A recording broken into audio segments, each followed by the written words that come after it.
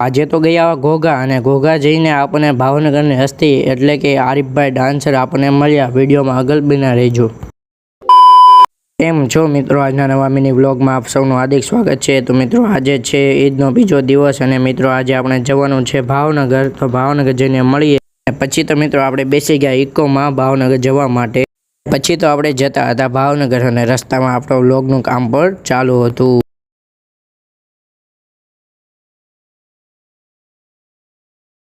પછી તો પહોંચી ગયા ભાવનગર અને ભાવનગર જઈને આપણે જવાનું હતું હિમાલય મોલમાં। તો ચાલો આપણે અંદર જઈએ। અત્યારે આપણે જવાનું હતું જુડિયોમાં, તો જુડિયોમાં અંદર જઈએ ચાલો।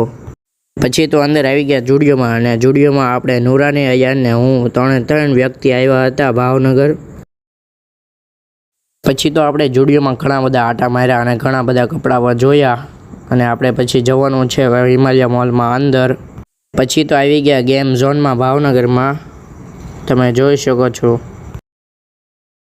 પછી આવી ગયા રિલાયન્સમાં અને રિલાયન્સમાં આપણે જોયું આઈફોન 17 એર અને ખૂબ જ તે પાતળો હતો અને તેમાં કેમેરા ક્વોલિટી ખૂબ જ સારી હતી અને આપણે ઘણા બધા ફોટા પણ પાડ્યા હતા। એમાં કેમેરા ક્વોલિટી ખૂબ જ સારી હતી। પછી તો આપણે જોઈ લીધો હતો આઈફોન 17 પ્રો મેક્સ। તો મિત્રો તમે વિડીયોમાં ખૂબ જ સપોર્ટ કરો જેથી આપણે પણ લઈ લઈએ આઈફોન 17 પ્રો મેક્સ ટૂંક જ સમયમાં। મિત્રો તમે જોઈ શકો આ છે આઈફોન 17 પ્રો મેક્સ અને તમને દેખાડું કેમેરા ક્વોલિટી તમારે કેવી છે। તમે જોઈ શકો છો આઈફોન 17 પ્રો મેક્સમાં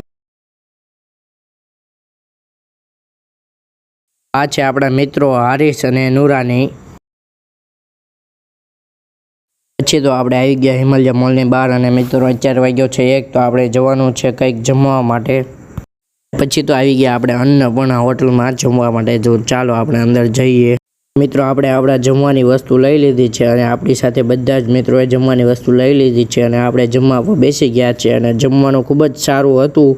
બધા જ લોકો જમવા માટે બેસી ગયા છે, તમે જોઈ શકો છો। પછી તો આવી ગઈ હતી ઇલેક્ટ્રિક બસ અને આપણે જવાનું હતું તળાવમાં। તો ચાલો આપણે જઈએ તળાવમાં અને આપણે બસમાં પણ બેસી ગયા છે અને આપણે 5 લોકો બસમાં બેસી ગયા છે અને બસની ટિકિટ થઈ છે 75 રૂપિયા। તો અત્યારે આપણે જવાનું છે તળાવમાં, તો તળાવમાં જઈને આપણે મળીએ।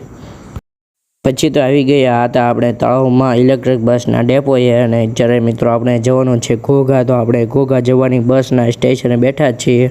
મિત્રો 1.5 કલાક બસની રાહ જોયા પછી આપણને બસ મળી ગઈ છે અને અત્યારે આપણે જઈએ છીએ ઘોઘા અને રસ્તામાં તમે જોઈ શકો છો મીઠાના ક્યારા આવી ગયા છે। પછી તો પહોંચી ગયા ઘોઘા અને ઘોઘા આપણે દરિયા પાસે પહોંચી ગયા છીએ અને અંદર જવાનું છે આપણે, તો અંદર જઈએ હમણાં। મિત્રો દરગાહ ઉપરથી કંઈક આવો વ્યૂ આવે છે ઘોઘા દરિયાનો, તમે જોઈ શકો છો। અંદર ખૂબ જ જહાજો અને શિપો બંને છે અને દૂર દૂર સુધી તમને શિપ ને જહાજ બંને દેખાતા હશે અને આપણી પાછળ છે ઘોઘાનો દરિયો અને મિત્રો અહીં હજીરા શિપ પર ચાલુ છે, તમને બધાને ખબર જ છે। અને મિત્રો આપણે દરિયે ખૂબ જ મોજ કરવાની છે।